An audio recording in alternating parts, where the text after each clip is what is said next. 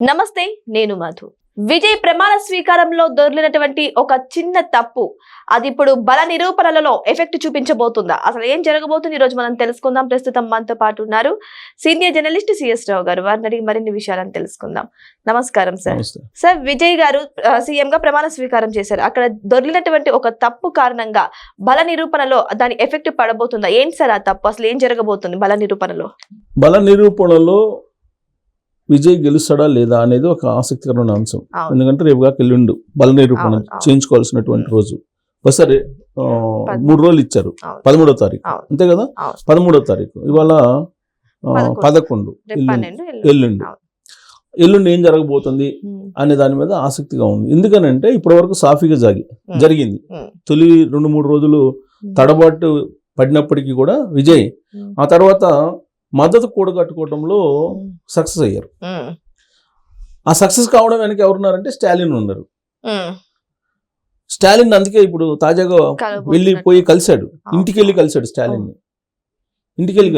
ఎందుకంటే స్టాలిన్ ఇప్పుడు ఇండియా కూటమిలో ఉండేటువంటి ప్రధానమైనటువంటి పక్షాలు కాంగ్రెస్ పార్టీ కానీ, సిపిఐ కానీ, సిపిఎం కానీ, అలాగే ఈసీకే కానీ, ఈ పార్టీలు ఏవైతే ఉన్నాయో ఈ పార్టీలకి స్వేచ్ఛనిచ్చాడు స్టాలిన్. సో దాంతో వాళ్ళు ఆ స్వేచ్ఛని తీసుకొని టీవీకే పార్టీకి మద్దతు ఇచ్చారు. సీఎంగా ప్రమాణ స్వీకారం చేశారు. విజయ్ అంగరంగ వైభవంగా చేశారు. ఈవెన్ ప్రమాణ స్వీకారం చేసేటప్పుడు కూడా గవర్నర్ చెప్పేదానికి భిన్నంగా ఈయన ప్రమాణ స్వీకారం చేశాడు. సో గవర్నరు అక్కడ ప్రోటోకాల్ ఉంటుంది. ఆ ప్రోటోకాల్ తెలుసుకోవాలి ఆయన. ఆ తర్వాత గవర్నర్ కూడా చెప్పాడు. ఆ తర్వాత ప్రోటోకాల్ పార్టిసిపేట్ చేశారు. అది ఓకే. కానీ తమిళనాడు ఓటర్స్ని కానీ, తమిళ ప్రజల్ని కానీ, తమిళ సమాజాన్ని కానీ కించపరిచేలా ఒక తప్పు జరిగింది. ఏంటి ఆ తప్పు? మామూలుగా అయితే తమిళ రాష్ట్ర గీతం ఉంటుంది. ఈ తమిళ రాష్ట్ర గీతం పాడిన తర్వాత వందే మాతరం తర్వాత జనగణమన ఇలా ఉండేది. గతంలో ఉండేదని చెప్పి తమిళనాడు పత్రికల్లో వస్తున్నట్టు న్యూస్. అయితే ఈ తమిళ గీతాన్ని ఇప్పుడు 3వ చేసేసారు. ఫస్ట్ వందే మాతరం, తర్వాత జనగణమన, తర్వాత లాస్ట్ లో తమిళ గీతం అని చెప్పి, తమిళ రాష్ట్ర గీతం అని చెప్పి పాడారు. అంటే ఇప్పుడు మామూలుగానే తమిళ ప్రజలు కొంచెం సెన్సిటివ్గా ఆలోచిస్తుంటారు. సంస్కృతి, సాంప్రదాయాలు, లాంగ్వేజ్కి సంబంధించినటువంటి అంశాల మీద చాలా స్ట్రిక్ట్గా, చాలా సీరియస్గా వ్యవహరిస్తుంటారు వాళ్ళు. హిందీ కనపడితే చాలు ఒప్పుకోరు వాళ్ళు. అందుకే మీరు గమనిస్తే తమిళనాడుకి వెళ్తే హిందీ కనపడదు ఎక్కడ. తమిళ ఇంగ్లీషే కనపడిద్ది, హిందీ కనపడదు ఎక్కడ. హిందీ కనపడితే బోర్డు బీకి పాడేస్తారు. అందుకే ఇప్పుడు తమిళ రాష్ట్ర గీతాన్ని విజయ్ 3వ పెట్టాడంటే తమిళనాడు రాష్ట్రానికి ప్రాధాన్యత ఇవ్వకుండా కేంద్ర ప్రభుత్వం ఆదేశాలని పాటిస్తున్నాడు అనేటువంటి వాదన, అలాంటి రచ్చ ఇప్పుడు తమిళనాడు రాజకీయాల్లో నడుస్తుంది. ఎందుకు? ఇప్పుడు ఇటీవల కాలంలో కేంద్ర ప్రభుత్వం ఒక జీవో ఇచ్చింది. ఫస్ట్ వందే మాతరం, తర్వాత జనగణమన, తర్వాత రాష్ట్ర గీతం కానీ, ఏ గీతం కానీ అని చెప్పి ఆ జీవోని ఇంప్లిమెంట్ చేసామని చెప్పి ఇప్పుడు రాజ్భవన్, లోక్ భవన్ చెప్తుంది. మరి దీంట్లో విజయ్ తప్పేముంది సార్? కేంద్ర ప్రభుత్వం ఆదేశాలు ఉన్నప్పటికీ రాష్ట్ర ప్రభుత్వం దాన్ని మా రాష్ట్ర గీతం మాకు ఇంపార్టెంట్ అని చెప్పేసి మార్చుకుంటారు. ఏమైతుంది? ఏం కాదు. ఇప్పుడు గతంలో జల్లికట్టుకు సంబంధించి పెద్ద ఉద్యమం చేశారు. జల్లికట్టు నిషేధించి కేంద్ర ప్రభుత్వం నిర్ణయం తీసుకుంది. వాళ్ళందరూ తిరగబడ్డారు. తమిళనాడు మొత్తం బంద్. దానికి లాస్ట్ ఏమైంది? కేంద్ర ప్రభుత్వం దండం పెట్టి మీ జల్లికట్టు మీరు చేసుకోండి అని చెప్పింది.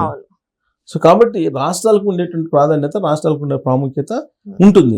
ఏ రాష్ట్రానికి సంబంధించిన ఆ రాష్ట్రానికి సంస్కృతులు, సాంప్రదాయాలు, భాష ఇవన్నీ ఉంటాయి.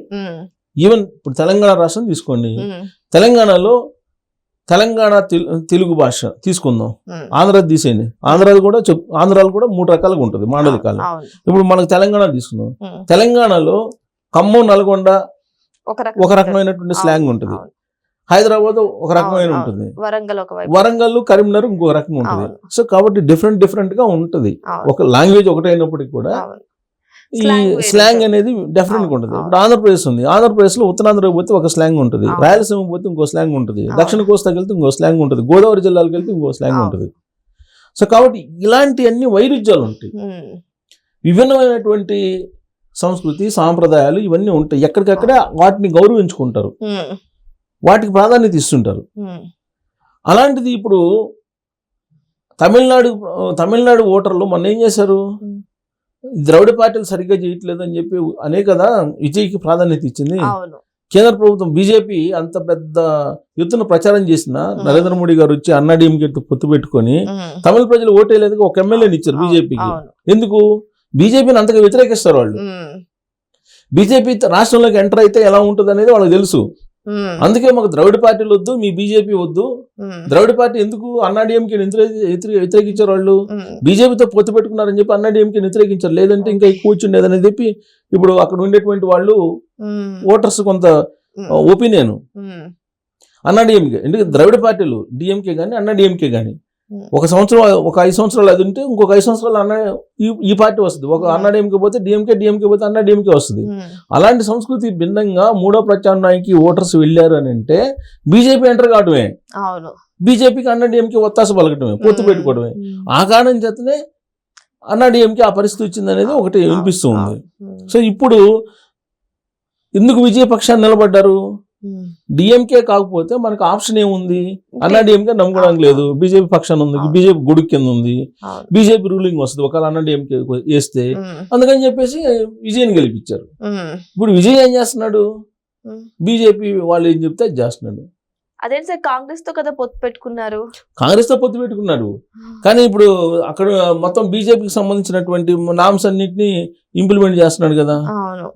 సో ఇక్కడ ఒక రచ్చ జరుగుతుంది. డిఫరెంట్ ఒపీనియన్స్ వ్యక్తం చేస్తున్నారు. సో మనం విజయ్ని ఎందుకు మనం ఎంచుకున్నాము, ఎందుకు గెలిపించాము, ఆయన ఏం చేస్తున్నాడు అనేది స్టార్ట్ అయింది అప్పుడే. ఓకే, ఈ ఎఫెక్ట్ ఇప్పుడు బల నిరూపణలో చెప్పలేము, రేపు చెప్పలేము. ఇప్పుడు తమిళ రాష్ట్ర గీతాన్ని మీరు 3వ ప్రాధాన్యత కింద తీసుకెళ్లారని అంటే రేపు రాబోయే రోజుల్లో మీరు ఏం చేస్తారు?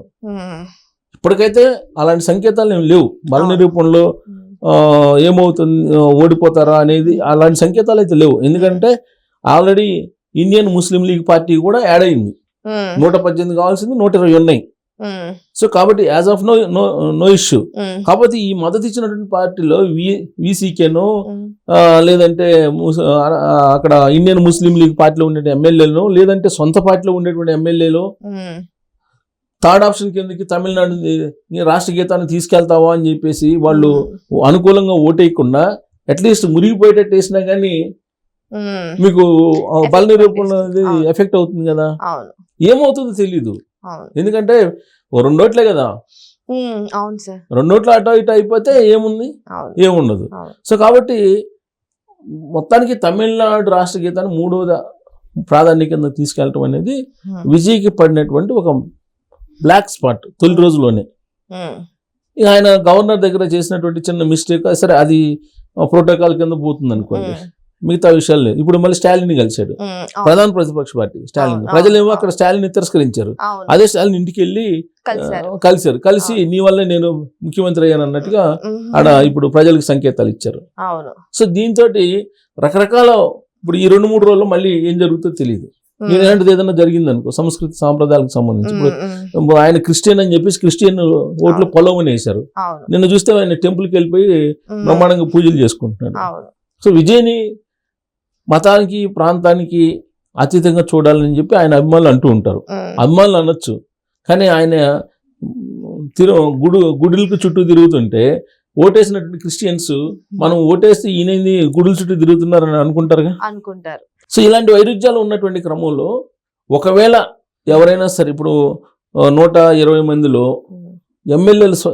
ఎమ్మెల్యేలైనా సరే వాళ్ళకంటూ ఒక ఒపీనియన్ ఉంటుందిగా. సో కాబట్టి వాళ్ళు కూడా రివర్స్ అయ్యారు అనుకోండి, బల నిరూపణలో ఏదైనా కావచ్చు.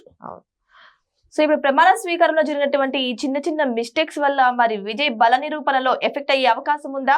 మరి 2 రోజుల కదా టైం, వెయిట్ చేసి చూద్దాం ఏం జరగబోతుందో. Thank you so much. Thank you sir.